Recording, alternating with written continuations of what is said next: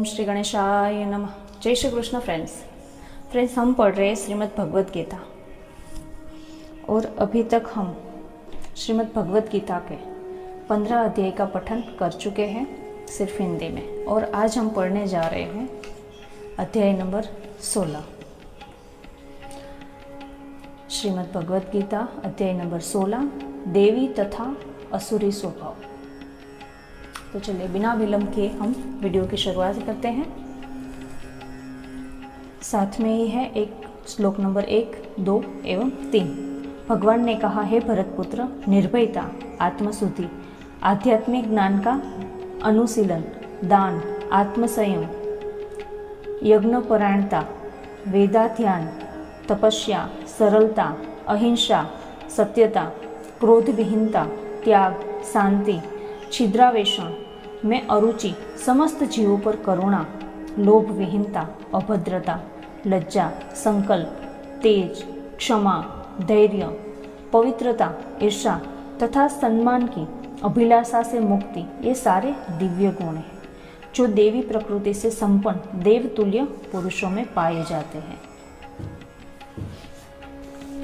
श्लोक नंबर 4, हे पृथापुत्र, दंभ, दर्प, अभिमान, क्रोध, कठोरता तथा अज्ञान ये आसुरी स्वभाव वाले गुण हैं। श्लोक नंबर 5, दिव्य गुण मोक्ष के लिए अनुकूल है और असुरी गुण बंधन दिलाने के लिए है। हे पांडुपुत्र, तुम चिंता मत करो, क्योंकि तुम देवी गुणों से युक्त होकर जन्मे हो। श्लोक नंबर 6, हे पृथापुत्र, इस संसार में सुजित प्राणी 2 प्रकार के हैं, देवी तथा असुरी में। पहले ही विस्तार में मैं तुम्हें देवी गुण बतला चुका हूँ, अब मुझसे असुरी गुणों के विषय में सुनो। श्लोक नंबर 7, जो आसुरी हैं वे यह नहीं जानते कि क्या करना चाहिए और क्या नहीं करना चाहिए।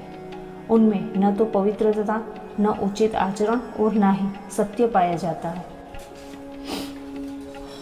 श्लोक नंबर 8, वे कहते हैं कि जगत मिथ्या है, इसका कोई आधार नहीं है और इसका नियम किसी ईश्वर द्वारा नहीं होता।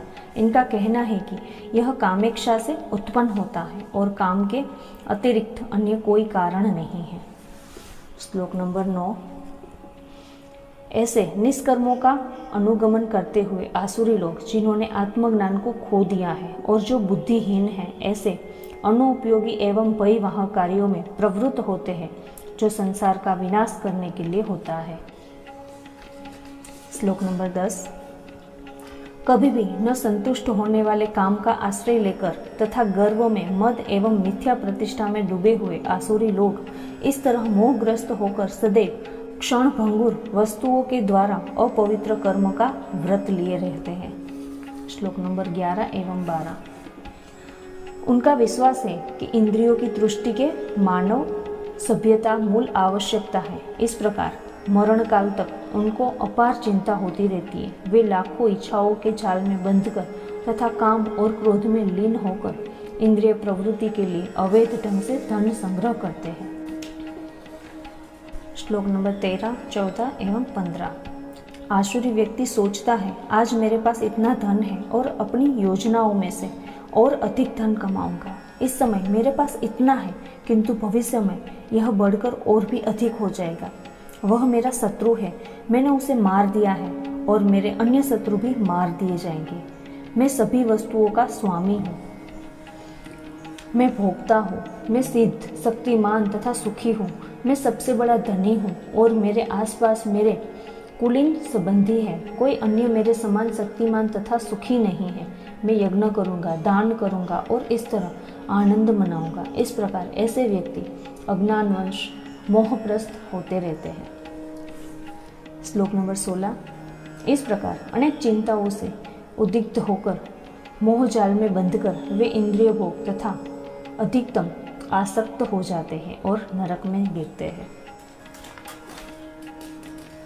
श्लोक नंबर 17, अपने को श्रेष्ठ मानने वाले तथा सदैव घमंड करने वाले, संपत्ति तथा मिथ्या प्रतिष्ठा से मोहग्रस्त लोग किसी विधि विधान का पालन न करते हुए कभी कभी नाम मात्र से ही बड़े बड़े ही गर्व के साथ यज्ञ करते हैं। श्लोक नंबर 18, मिथ्या अहंकार, बल, दर्प, काम तथा क्रोध से मोहित होकर आसुरी व्यक्ति अपने शरीर में तथा अन्यों के शरीर में स्थित भगवान से ईर्ष्या और वास्तविक धर्म की निंदा करने लगते हैं। श्लोक नंबर 19। जो लोग ईर्ष्यालु तथा क्रूर हैं और नराधम हैं, उन्हें निस्तर विभिन्न आसुरी योनियों में भवसागर में डालता रहता हूँ। श्लोक नंबर 20।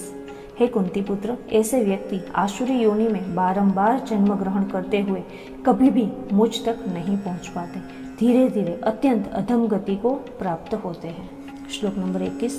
इस नरक के 3 द्वार हैं, काम, क्रोध तथा लोभ। प्रत्येक बुद्धिमान व्यक्ति को चाहिए कि उन्हें त्याग दे, क्योंकि उनमें से आत्मा का पतन होता है। श्लोक नंबर 22।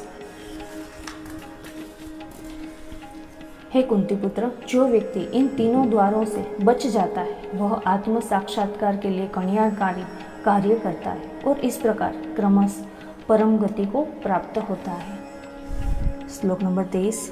जो शास्त्रों के आदेशों की अवहेलना करता है और मनमाने ढंग से कार्य करता है, उसे न तो सिद्धि, न सुख और न ही परम गति की प्राप्ति होती है। श्लोक नंबर 24। अतः एवं मनुष्य को वह जानना चाहिए कि शास्त्रों में विधानों के अनुसार क्या कर्तव्य है और क्या अकर्तव्य है। उसे ऐसे विधि विधानों को जानकर कर्म करना चाहिए जिससे वह क्रमशः ऊपर उठ सके।